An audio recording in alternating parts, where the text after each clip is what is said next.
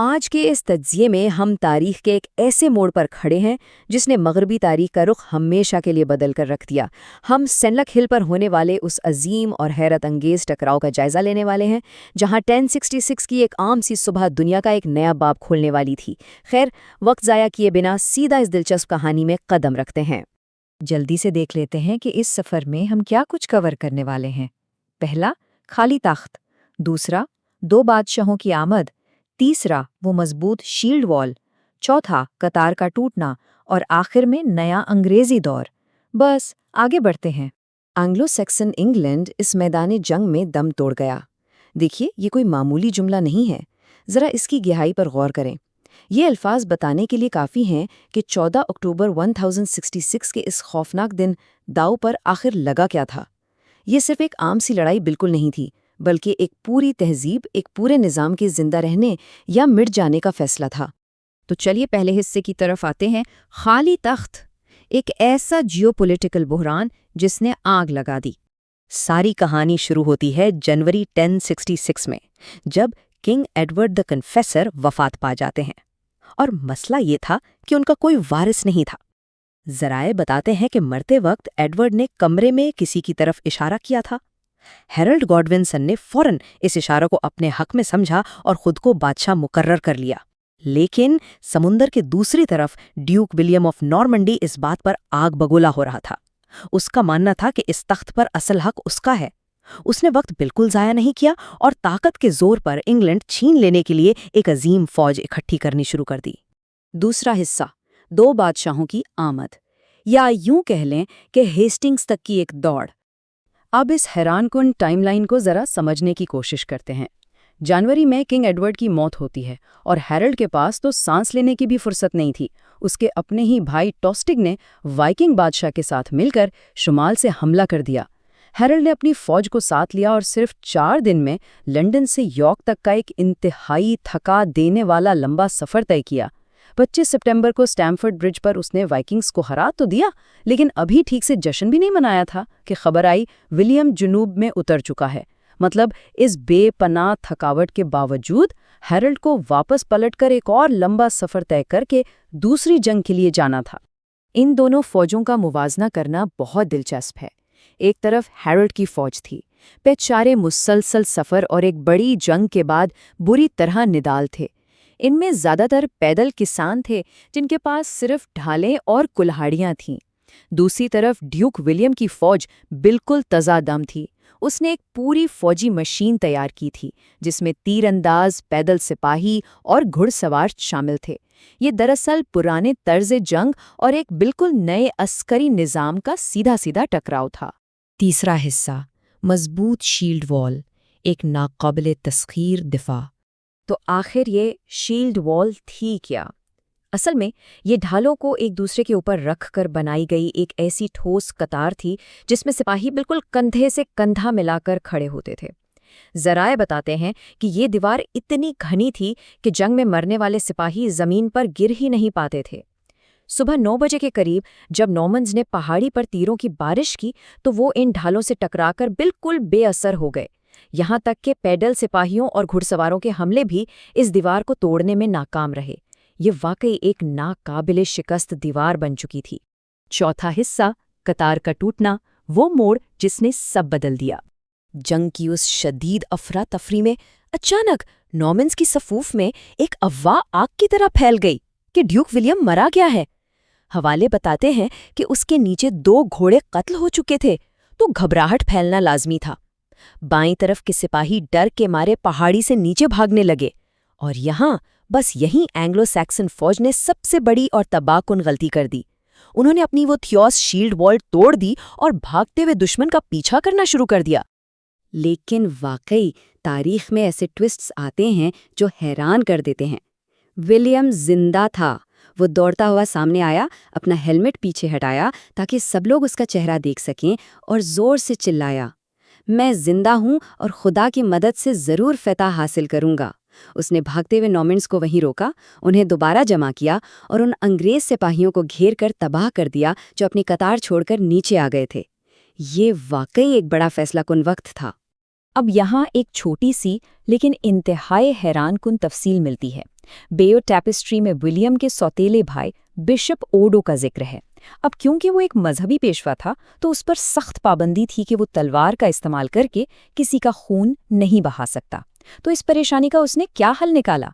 उसने एक लंबा भारी लठ या डंडा उठा लिया ताकि खून बहाए बगैर ही दुश्मन के सर फोड़ सके।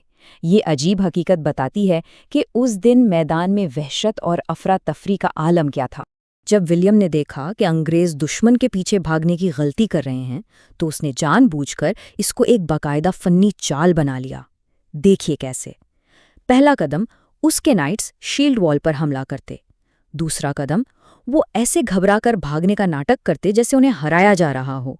और तीसरा कदम, जब एंग्लो सैक्सन सिपाही जोश में उनका पीछा करते हुए मैदान में आते तो नॉर्मन्स फौरन पलटकर उन्हें तेजी से काट डालते। इस बार बार की झूठी वापसी या फेंट रिट्रीट ने आखिरकार उस नाकाबिले तस्खीर शील्ड वॉल के छिद्रे उड़ा दिए। 5वां और आखिरी हिस्सा, नया अंग्रेजी दौर, एक अजीम सल्तनत का जवाल। जब एक बार वो कतार टूट गई तो फिर नॉर्मन्स को रोकना किसी के बस की बात नहीं थी। तारीखी हवाले तजवीज़ करते हैं कि ठीक इस बेकाबू हालात में एक तीर सीधा किंग हेरल्ड की आंख में आ लगा।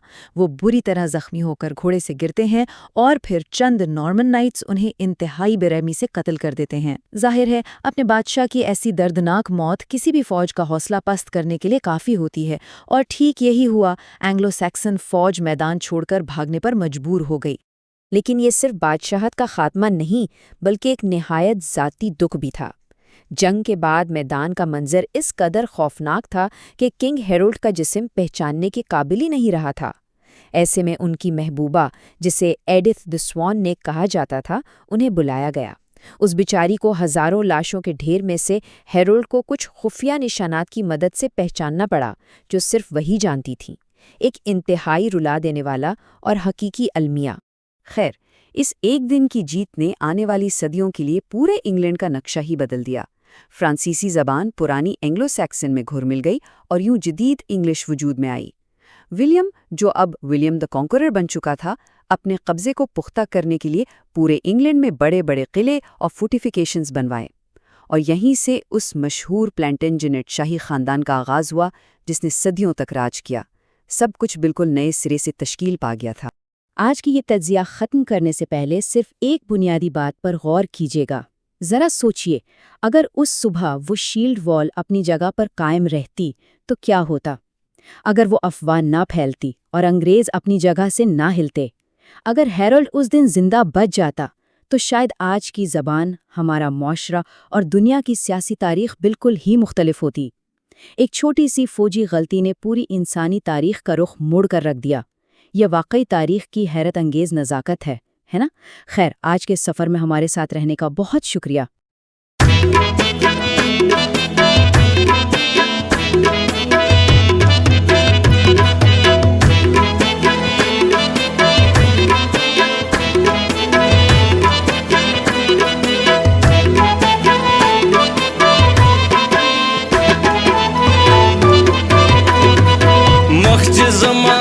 Paspin ka panashi, makhj zama pad paspin ka panashi, sabar ba mizrasta da didan shi, sabar ba mizrasta da didan shi, makhj zama pad paspin ka panashi, makhj zama pad paspin ka panashi, sabar ba mizrasta da didan shi, sabar ba mizrasta da didan shi.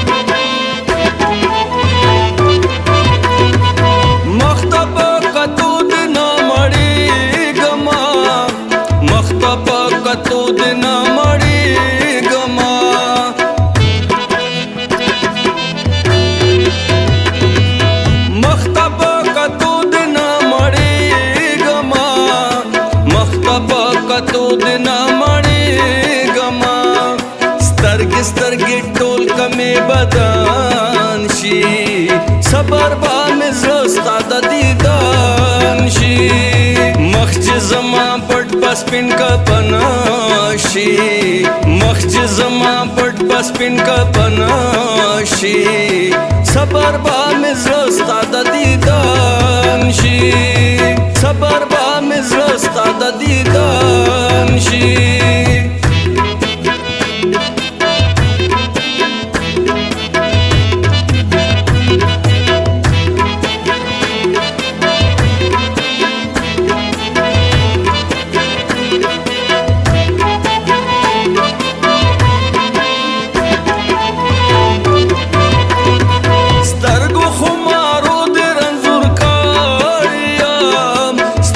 خمارو د رنځور کاړم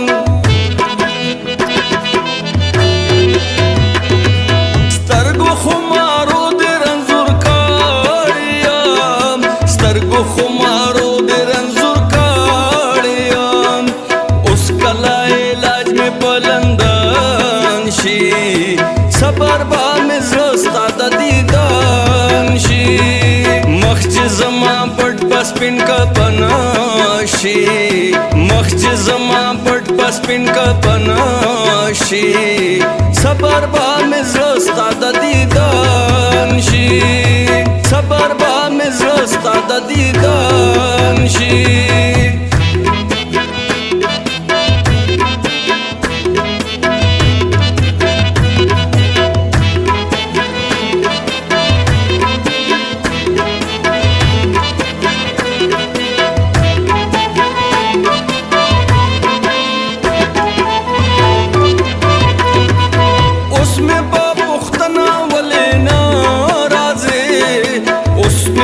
پختنا ولې ناراضي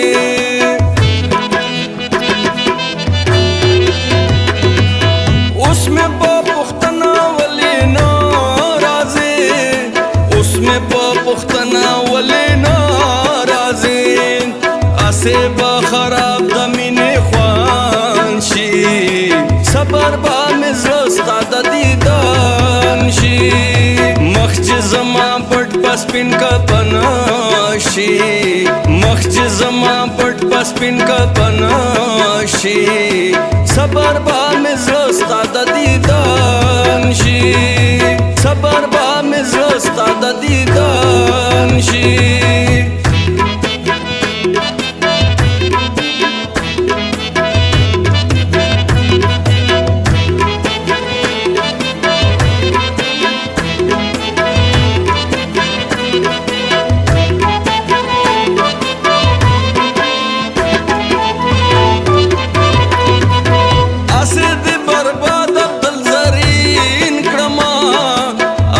د برباد عبدل زرین کړما